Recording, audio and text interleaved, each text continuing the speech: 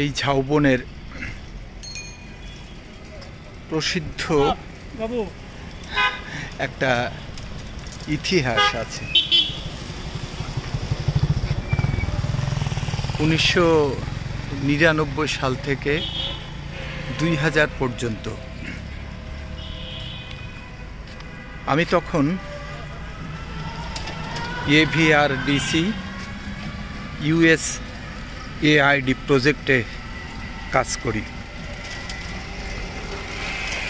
আমার খুবই ভালো করে মনে আছে, সে সময় এই গাছগুলো সবে রোপণ করা হয়েছে। ভীষণ সুন্দর লাগতো ছোট ছোট ঝাউ গাছগুলো। এর বয়স এখন প্রায় 25 বছর, একেবারে যৌবনা। দেখতে কিন্তু ছোটবেলায় আমার কাছে মনে হয় বেশি ভালো লাগতো, কারণ এখন এর সৌন্দর্য দেখতে হলে ওই আকাশ পানে তাকাতে হয়। কিন্তু আকাশ পানে তাকিয়ে দিগন্তে ভালো লাগে, কিন্তু ঘাড় উঁচু করে এভাবে আকাশ পানে তাকাতে কিন্তু কষ্ট হয়। দেখুন, এই ঝাউ গাছের সাথে সাথে অ্যাগ্রোটেক পার্ক BRI কি সুন্দর। এখানেও কিন্তু কাঠবাদাম গাছ লাগানো হয়েছে এবং কাঠবাদাম গাছটা একটা তোরণের মতো কাজ করছে, ভীষণ সুন্দর। এই যে এই গাছটা দেখুন কি সুন্দর, মোটা মোটা পাতার গাছ। এদিকে আরও কিছু গাছ আছে, দেখুন কি সুন্দর লাগছে এই গাছগুলোকে।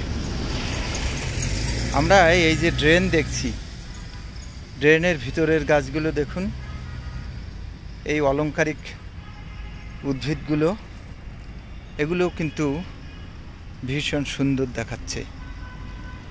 পাশে এই গাছটা আপনারা কে কে চেনেন আমি জানি না, কিন্তু আমি জানি এটা শীতলপাটি গাছ।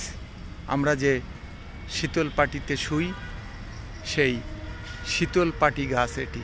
দেখুন এই শীতলপাটি গাছও কি সুন্দর, ভীষণ সুন্দর। কিন্তু এই দেখুন, অর্থাৎ যা কিছু সবুজ তার সবই কিন্তু ভীষণ সুন্দর। সবুজ সবসময় সতেজ, সবসময় সুন্দর। এই দেখুন, আমরা এদিকটাও একটু দেখব।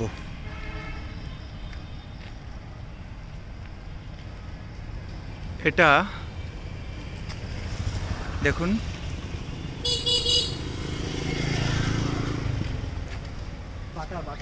এই সবুজ গাছটার দিকে দেখুন কি সুন্দর লাগছে। এই যে জলরাশি, এটি কিন্তু একেবারে ওই যে ওপারে দেখা যাচ্ছে বাংলাদেশ কৃষি গবেষণা প্রধান কার্যালয়ের ট্রেনিং কমপ্লেক্স এবং অতিথি ভবন। দেখুন তারই আঙিনায় কি অপরূপ দেখাচ্ছে এই জায়গাটি। আমরা আরও একটু সামনে এগিয়ে যাই।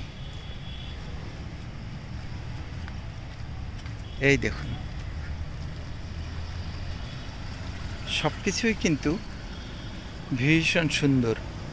এটাও বাড়ি অ্যাগ্রোটেক পার্কের একটা অংশ।